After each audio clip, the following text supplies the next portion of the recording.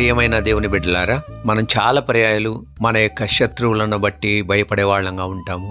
మనకు విరోధంగా ఉన్న వారిని బట్టి భయపడే వారంగా ఉంటాము. మన యొక్క హార్ట్ కూడా, మన యొక్క హృదయం చాలాసార్లు ద్రవీభవించేటువంటి పరిస్థితులు, నిరాశజనకమైనటువంటి పరిస్థితులను మనకు కల్పించేటువంటి వాళ్ళు, మనకు విరోధంగా మాట్లాడేటువంటి వారు, మన యొక్క అభివృద్ధికి నిరోధకులుగా పనిచేసేటువంటి వాళ్ళు, ఇలాంటి వారిని మనము అనేక చోట్ల మనం గమనిస్తాం. కొన్ని పర్యాలు ఇంట్లోనే అలాంటి వాళ్ళు మనకు తారసపడతారు, లేక ఇరుగు పొరుగు వారిలో ఇలాంటి వాళ్ళు ఎదురుపడవచ్చు, లేక బంధువుల మధ్యలో మనం ఇలాంటి వారిని చూడవచ్చు, లేక వర్క్ స్పాట్లో మనం చూసేటువంటి అవకాశం ఉంది. నిర్హేతుకంగా కూడా మనల్ని ద్వేషించే వాళ్ళు సామాన్యంగా ఉండటాన్ని మనం చూస్తూనే ఉంటాం.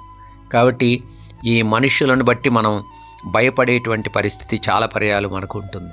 కానీ దేవుడు ఇది నాడు మీతో చాలా స్పష్టంగా మాట్లాడుతూ ఉన్నాడు. యెషయా గ్రంథము 2వ అధ్యాయము 22వ వచనము నుండి, తన నాసికారంధ్రములలో ప్రాణము కలిగిన నరుని లక్ష్య పెట్టకము, వానిని ఏ విషయములో ఎన్నిక చేయవచ్చును.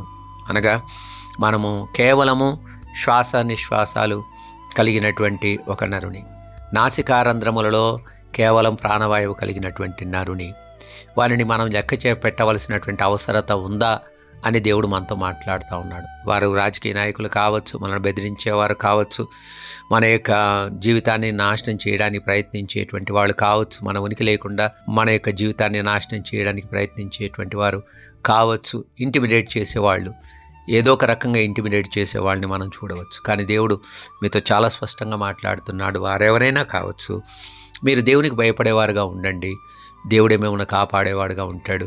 వీరి చేతి నుండి, వీరి ఉత్సుల నుండి, వీరి యొక్క భయంకరమైన తలంపుల నుండి, ఆలోచనల నుండి, వారి యొక్క ప్రణాళికల నుండి దేవుడే మిమ్మల్ని కాపాడేవాడుగా ఉంటాడు. ఎందుకంటే ఆయన అంటాడు, వానిని ఏ విషయంలో ఎన్నిక చేయవచ్చును.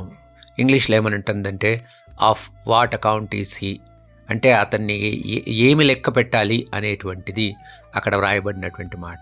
దేని విషయంలో కూడా మనం వారిని పరిగణలోకి తీసుకోవాల్సినటువంటి అవసరం లేదు. Because your god is going to be on your side and is going to fight your battle.